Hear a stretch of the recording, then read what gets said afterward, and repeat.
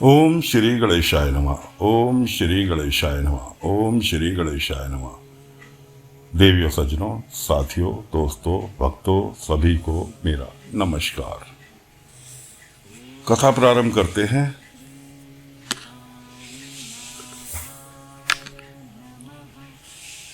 नरसिंह अवतार के समय जब नरसिंह जी ने हिरण्यकश्यप का वध कर दिया तो भगवान शिव जी ने वीरभद्र से कहा, तुम नरसिंह जी का क्रोध को शांत करो। शिव जी की आज्ञा पाकर वीरभद्र शांत रूप से वहां गए।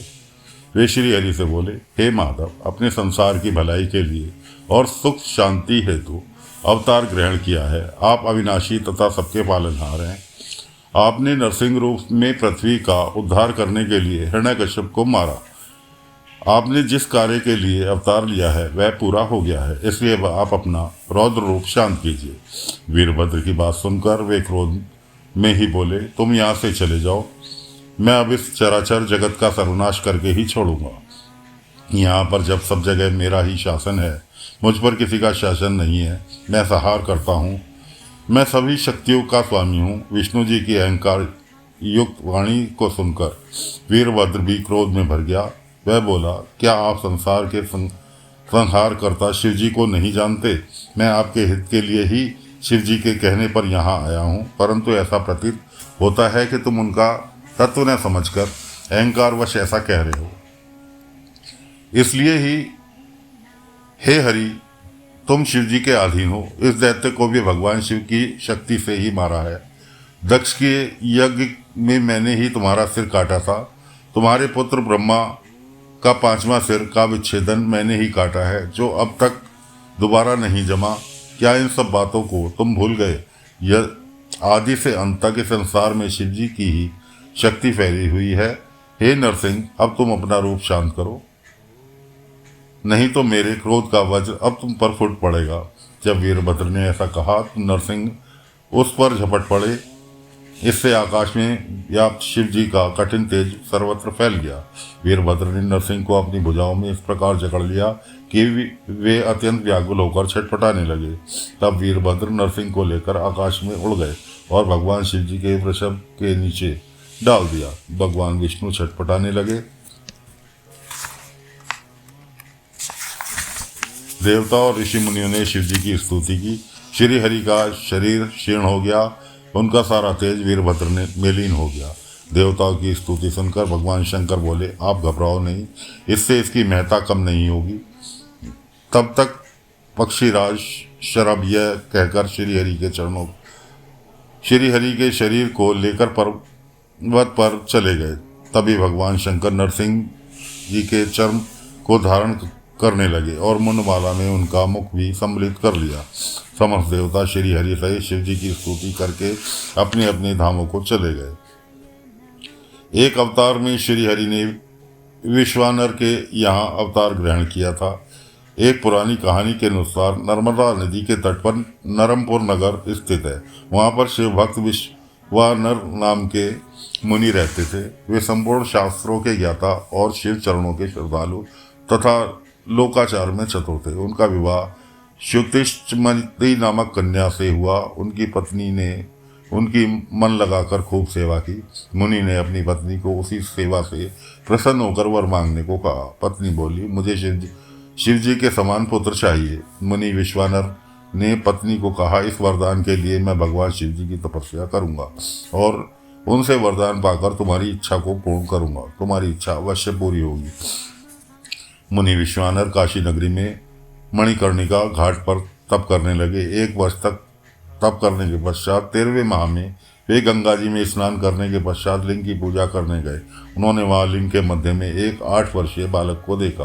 वह बालक बहुत ही सुंदर, पीली जटा धारण किए, मुकुट लगाए, नग्न अवस्था में था। वह बालक धीरे धीरे मुस्कुराता हुआ मुनि को देख रहा था। उस बालक की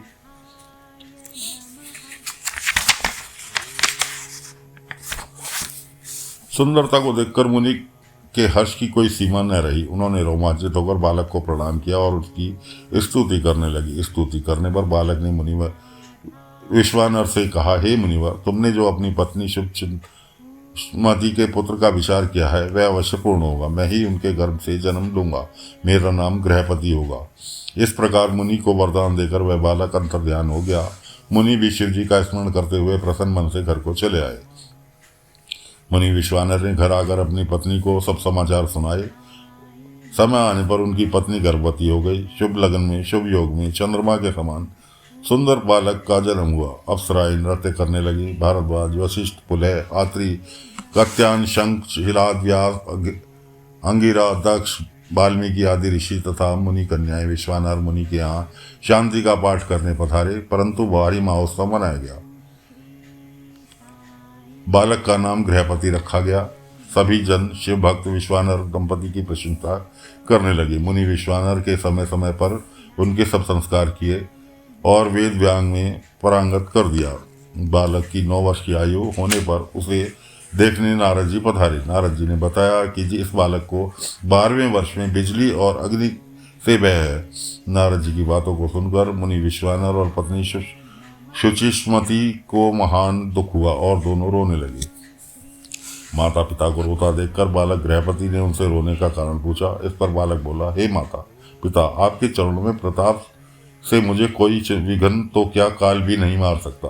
आप चिंता करनी छोड़ दीजिए, मैं मृत्युंजय मंत्र का जाप करके अपनी रक्षा स्वयं कर लूँगा। बालक की बात सुनकर माता पिता को ढांढस बंधा और कहने लगे, हे वत्स, मृत्युंजय मंत्र के से समस्त विघ्नों का नाश हो जाता है। बालक गृहपति ने माता पिता के चरणों की वंदना की और काशी जाकर गंगा के में स्नान करके भगवान शिव जी की पूजा की। शिवलिंग की पूजा करने से उसे भारी संतोष प्राप्त हुआ। वह कहने लगा, मैं कितना भाग्यवान हूँ जो मुझे विशेश्वर शिव के दर्शन हुए। नारद जी के कथन के कारण मेरा भाग्योदय कर दिया। गृहपति ने वहाँ पर एक और शिवलिंग की स्थापना की तथा कठोर नियमों का पालन करते हुए 108 घड़ों से शिवलिंग का स्नान कराया गया करता। इसके पश्चात नील कमलों की माला अर्पण करता। नारद जी के वचनों को सत्य करने के लिए 12वें वर्ष में इंद्र वज्र लेकर गृहपति के पास आए। इंद्र गृहपति से बोले, तुम्हारी जो इच्छा हो मुझसे वर मांग सकते हो।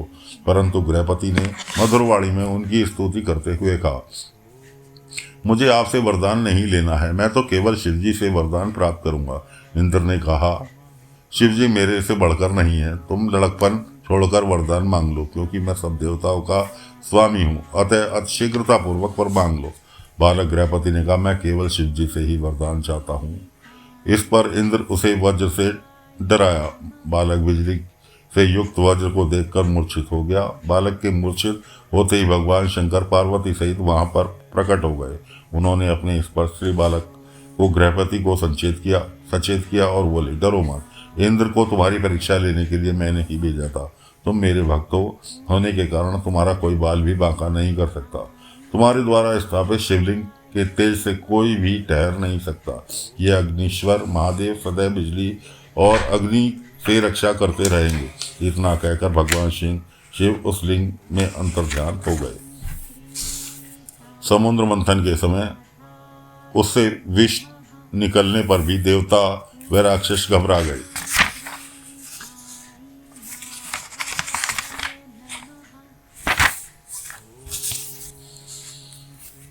और शंकर जी को अवगत कराया। दयालु शिव जी ने उस विष को अपने कंठ में धारण कर लिया। तब से वे नीलकंठ कहलाने लगे। समुद्र मंथन में इसके बाद अनेक रतन और अमृत निकला। उस अमृत को केवल देवताओं ने ही पान किया, राक्षसों को अमृत नहीं दिया गया। इससे दोनों पक्षों में घमासान युद्ध प्रारंभ हो गया।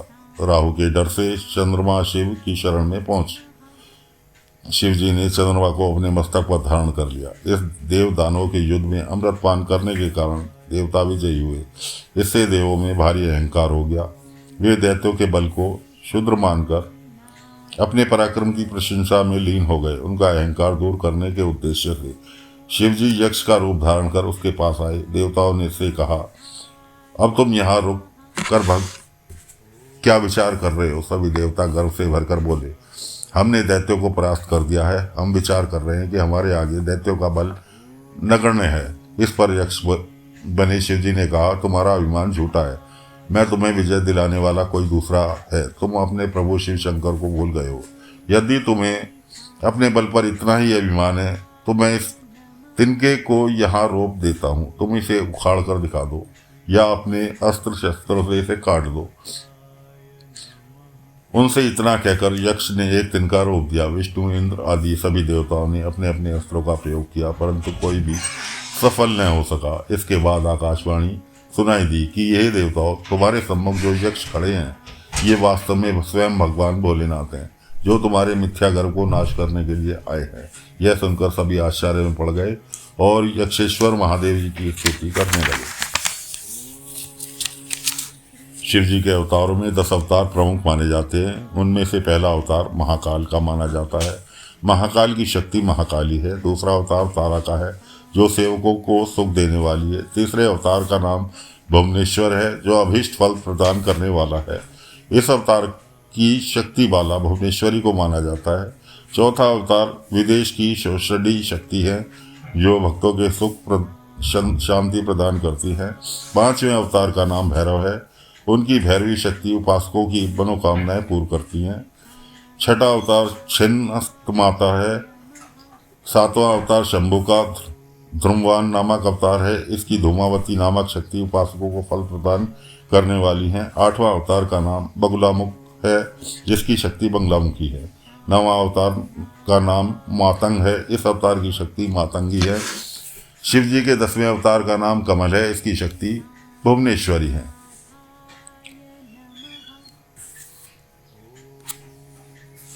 पुराने समय की बात है, एक जब इंद्र अमरावती छोड़कर भाग गए तो शिव भक्त उनके पिता श्री कश्यप जी को महान दुख हुआ। वे इंद्र को धैर्य देकर शिव जी की काशी नगरी में चले आए। वहां आकर गंगा जी में स्नान किया तथा शिव जी का दर्शन करके पूजन किया। इसके बाद काशी में शिवलिंग की स्थापना करके नेहेतु चिरकाल तथा तपस्या की। शिव जी उसकी तपस्या से प्रसन्न हुए। शिव जी ने कश्यप जी से वर मांगने को कहा। कश्यप जी ने कहा, मैं अपने पुत्रों से दुखी हूँ, कोई ऐसा उपाय कीजिए जिससे मैं सुखी हो जाऊँ। मुझे ऐसा वर प्रदान कीजिए कि भविष्य में और पैदा होने वाले पुत्र देवताओं और दानवों को कष्ट न पहुँचाएं। भगवान शिव जी तथा अस्तु कहकर अंतर ध्यान हो गए। इसके बाद भगवान शिव जी अपनी वचन पूरा करने हेतु कश्यप से सुरभि में प्रकट हुए। बड़ा भारी उत्सव मनाया गया, मानो सभी शिवमय हो गया। उसी समय शिव जी के निम्न अवतार हुए: कपाली, पिंगल, भीम, विरूपाक्ष, विलोहित, शास्ता, अज्ञपात, अभिश्रभ्यो, शंभु, चंड तथा भाव। उपरोक्त सभी साक्षात रुद्र के रूप में तथा सुख के सागर है। इन 11 रुद्रों के देवताओं की भलाई के लिए युद्धों में असंख्य दैत्यों का संहार किया था। तो साथियों, फिलहाल कथा को विराम देते हैं। अगले अंक में फिर कथा लेकर हाजिर होंगे। तब तक के लिए आज्ञा दीजिए। ओम नमः शिवाय, ओम नमः शिवाय, ओम नमः शिवाय।